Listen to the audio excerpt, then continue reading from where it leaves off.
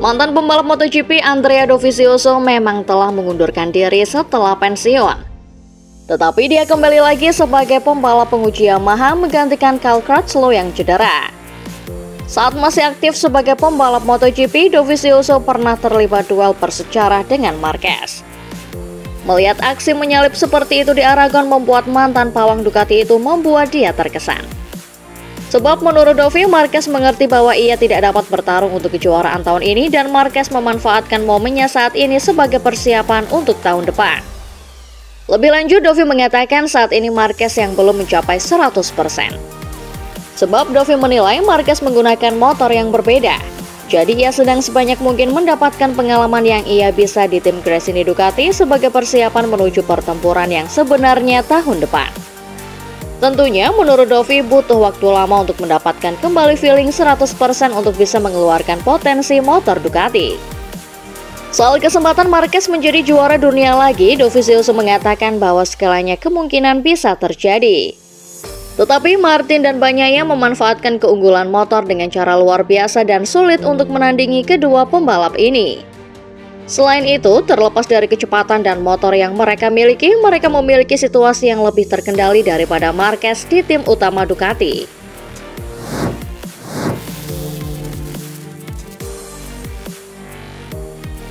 Banyak orang yang mensinyalir bahwa sepertinya ada udang di balik bakwan ketika Luca Marmorini yang sebelumnya bekerja di Formula One bersama Ferrari dan Toyota hadir sebagai konsultan eksternal Yamaha Racing MotoGP mulai tahun 2022. Dan sepertinya bukan hanya sebatas menangani mesin inline 4 YCR M1, tapi sangat mungkin ketika itu Yamaha juga sudah memulai gerilya proyek mesin V4. Dan akhirnya pasca tes Misano, sinyalemen ini sedikit demi sedikit mulai terkuak. Ketika pertama kali bergabung dalam proyek ini, Marmorini diinfokan sudah mulai memberikan berbagai masukan kepada internal Yamaha tentang perlunya mempertimbangkan untuk meninggalkan mesin 4 silinder segaris dan beralih ke konfigurasi V4. Seperti yang sebenarnya pernah Yamaha buat di tahun 1980-an atau pada era sepeda motor 500cc 2 tak dan saat ini V4 merupakan opsi mayoritas di grid MotoGP. Saat itu tentu yang dimaksud Marmorini saat itu adalah V4 1000cc. Keadaan pun sedikit demi sedikit terupdate sampai akhirnya kita ketahui mulai 2027 MotoGP akan menggunakan mesin 850cc dengan konfigurasi maksimum 4 silinder. Inilah yang dipikirkan Yamaha sebagai momen terbaik, di mana semua pabrikan bisa dibilang melakukan restart dengan kondisi awal yang jauh lebih seimbang karena semua memulai secara bersamaan. Tahun 2027 itu sebentar lagi dan melihat momentum ini diberitakan Motorsport Spanyol bahwa di internal Yamaha baru-baru ini mengonfirmasi pada sirkuit Marco Simoncelli Misano bahwa proyek gerilya mesin baru Yamaha M1 ini tersebut tidak hanya berjalan, tetapi juga bergerak maju dengan pesat sehingga sangat mungkin pada saat tes Valencia 2026 kita akan mulai melihat secara resmi Yamaha M1 dengan mesin V4 850cc untuk pertama kalinya.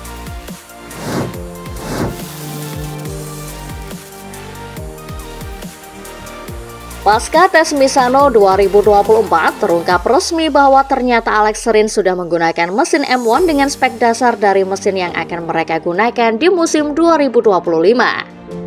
Secara umum dengan kondisi bahwa Yamaha termasuk dalam kelas D konsesi di mana spesifikasi mesin bisa diubah sepanjang musim berjalan, maka fakta bahwa mesin Yamaha M1 2025 sudah mulai dihomologasikan atas nama Alex Rins memang diperbolehkan oleh regulasi.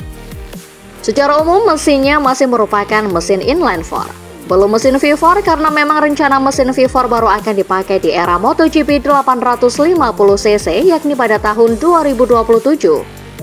Namun yang juga cukup menarik adalah mesin inline 4 2025 yang sudah Rins pakai ini secara umum memberikan sensasi dan fakta pace yang lebih cepat bagi Rins.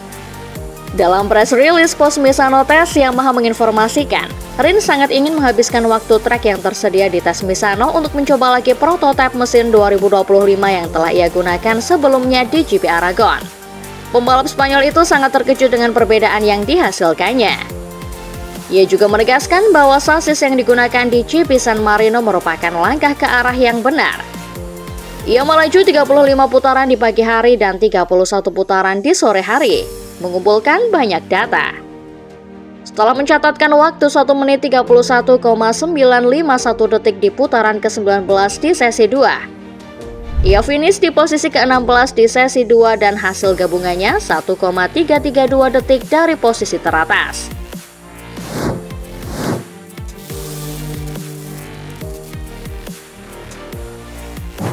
Diketahui Marc Marquez berjaya di MotoGP San Marino 2024.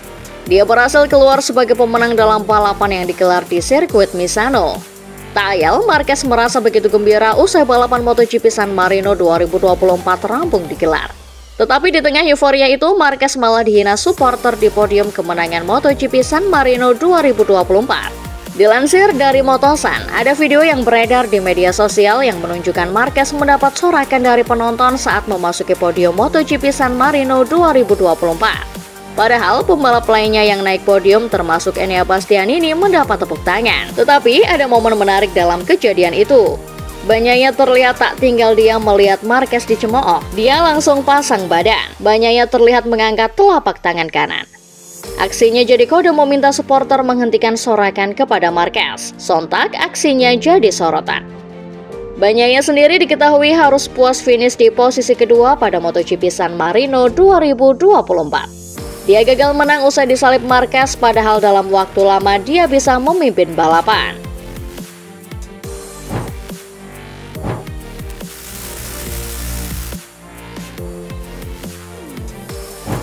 Pecco Bagnaia menutup tes resmi terakhir musim MotoGP 2024 dengan feeling yang baik. Setelah Grand Prix San Marino di mana ia tidak dapat mengalahkan Marc Marquez di kandang sendiri, pembalap pabrikan Ducati itu mengendarai Desmos edisi GP24 yang mengalami peningkatan aerodinamis pada fairing. Ducati tidak membawa prototipe pertama GP25 untuk musim depan untuk diuji coba, karena model tersebut masih dalam tahap pengembangan seperti yang dikonfirmasi oleh David Tardozzi. Setelah menyelesaikan tes, Pecco berbicara kepada media dan memberikan ringkasan tentang pekerjaannya hari itu. Di tes Misano, Bagnaia mengaku tidak mencoba fairing baru, namun Martin dan Bastianini yang mencoba, dan hasilnya mereka senang. Sementara itu, Bagnaia mengaku hanya sangat fokus pada hal-hal lain karena menurutnya motor Ducati masih perlu meningkatkan beberapa hal. Sayangnya, Bagnaia menilai peningkatan di area ini tidak bisa langsung digunakan tahun ini karena masih butuh pengembangan lebih banyak lagi. Dan yang dimaksud Bagnaia ini adalah perangkat elektroniknya. Bagnaia mengaku masih sulit untuk meningkatkan performa elektronik karena waktunya hampir sama dengan ban baru atau bekas. Pembalap nomor 1 ini menjelaskan mengapa ia tidak mencoba peningkatan aerodinamika. Bagnaia pernah mencobanya di masa lalu tetapi tidak menyukai feeling motor yang ia dapatkan. Apa yang dicoba oleh Bagnaia adalah sistem radio baru yang telah dicoba oleh beberapa pembalap seperti Fabio Quartararo, dan yang akan diterapkan di kejuaraan dunia MotoGP musim depan untuk komunikasi dari Race Direction. Pembalap Italia itu tidak menyukainya dan memperkirakan akan didenda lebih dari sekali karena tidak menggunakannya. Bagnaia ogah menggunakan sistem komunikasi radio ini karena pemasangan sistem radio ini membuat sakit di jari-jarinya. Yang paling disukai Pecco adalah ban depan baru yang akan digunakan Michelin pada 2025.